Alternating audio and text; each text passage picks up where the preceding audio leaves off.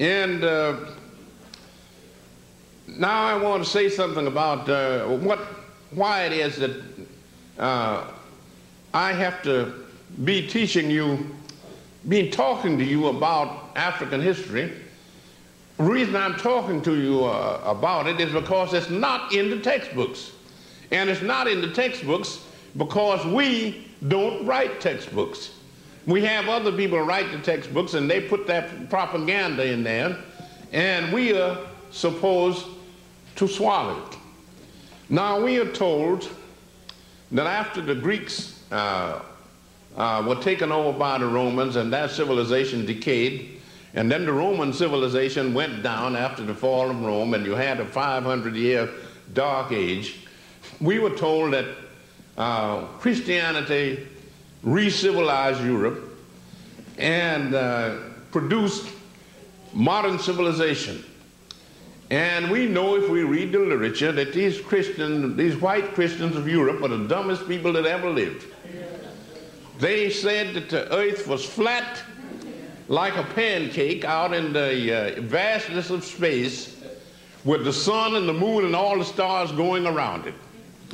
The ancient Egyptians in the Pyramid Age 6,000 years ago knew that the world was round. They knew that it went around the sun in 365 and 1/4 days. And their astronomers measured the earth, and they knew what the polar diameter was. They knew what the equatorial diameter was. They measured the circumference of the earth, and they calculated it so accurately until modern astronomers said their error was only 1 yard.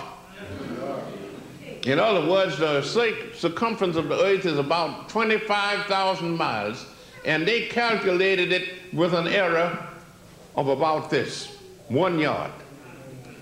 So if you read history the way it happened and not the way other people wrote about it, you will find out that the black race created the civilization, civilized the white folks 2 times. So that you want to get some perspective on this. And the white folks took the religion of ancient Egypt, of Ethiopian Egypt, and balled it up completely. They'll tell you that if you get some of this cheap literature like the Jehovah's Witnesses people turn out. I remember seeing one of their quarterlies. God is sitting up on a golden throne in heaven, blue eyes, blonde hair. Next to him is Jesus Christ, also with blue eyes and blonde hair. On the other side is the Holy Ghost, also white, and a bunch of angels in the background white. And a bunch of people kneeling on the ground worshiping this God, black and white. Underneath is hell with the devil black and all the imps black. So it looks as though since white people are not admitted into the Christian heaven, then we all going to wind up in hell. But I told my students they had nothing to worry about, because the only unpleasant thing about hell was the heat. It's too hot down there. But since if you go there, you're going to stay a long time, and if you stay long enough, you get used to the heat, so that then it won't bother you anymore. And then I found out that the Africans were dragged into the slave trade because the white folks were too lazy to work and produce the things that they wanted.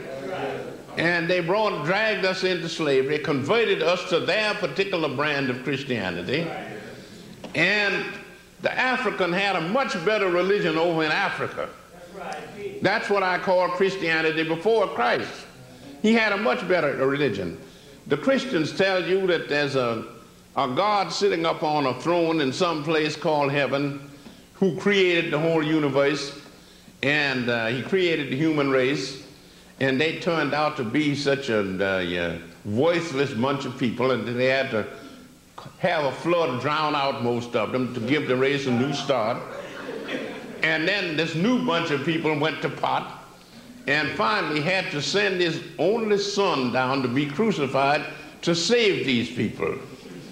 And that's what they call the Christian scheme of salvation. Now the Africans had a religion which was much better. In ancient Egypt, if you will see a copy of my new book called Christianity Before Christ, and there's a long section in there on the mysteries of Egypt. Those are the religious rites of the ancient Egyptians. And you will find out that these people, in other words, there are two types of religion in the world. Supernatural religions or theistic religions, and then you have natural religions or atheistic religions.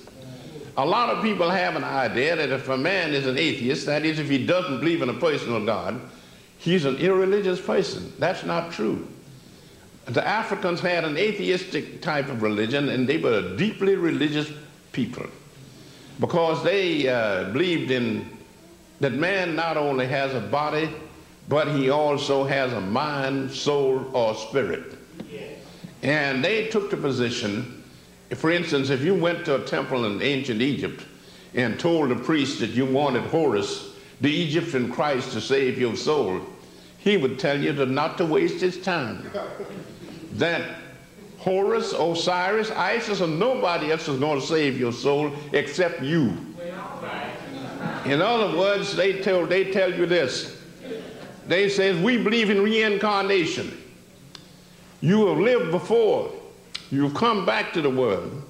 And if you want a better life, the next time you come back, you'll have to earn it yourself. The gods are not going to give it to you. And the Egyptians told these people, if you want a better life the next time you come back to the earth, you live a good life now, and then when you come back, you'll have a better life. But if you lead an evil life, the next time you come back, it'll be worse. So it's up to you. Yeah, so that they told people not to pray to gods or angels or anything to save them. It was their job to save themselves. And I think that's a better religion than asking some dead Jew to save you.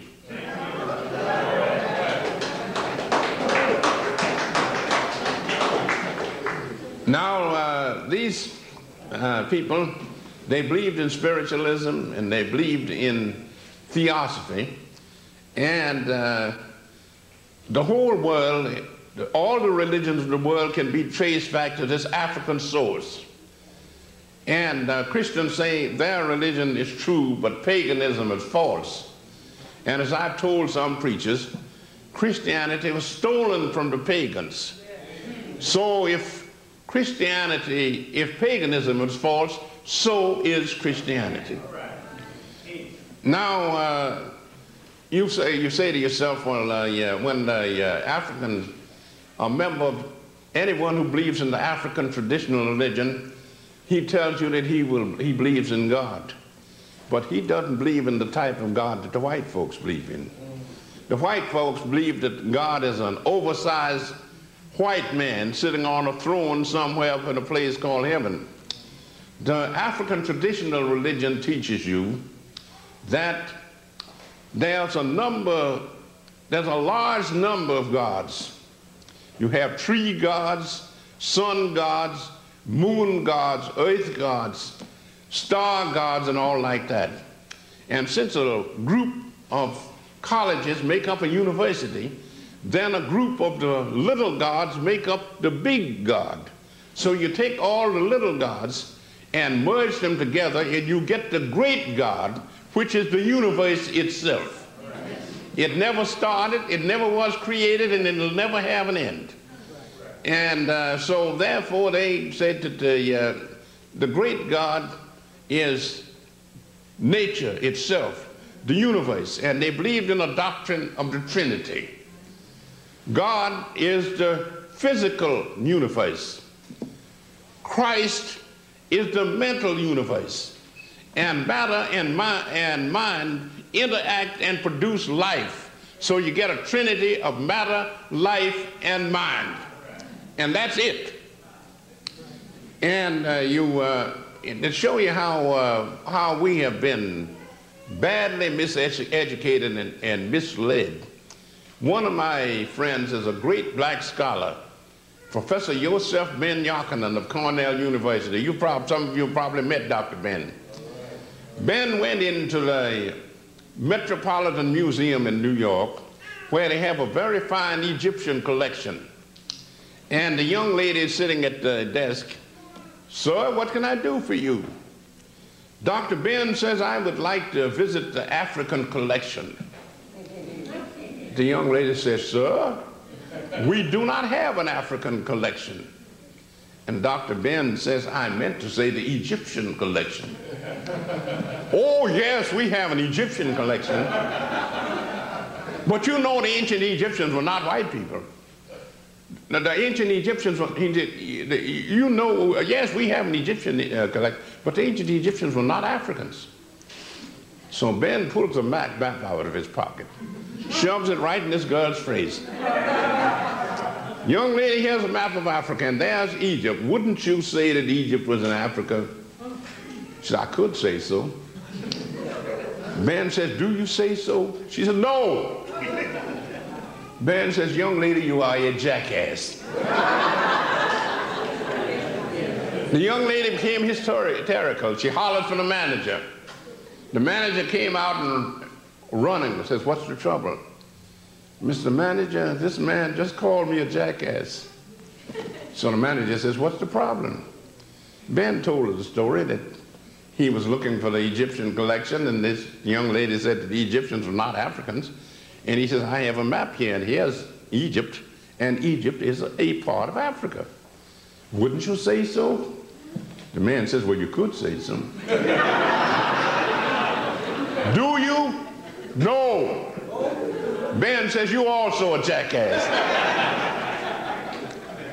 So he said then he ducked out and got out of the vicinity because he was afraid they're going to call the police and put him in the jug for disorder.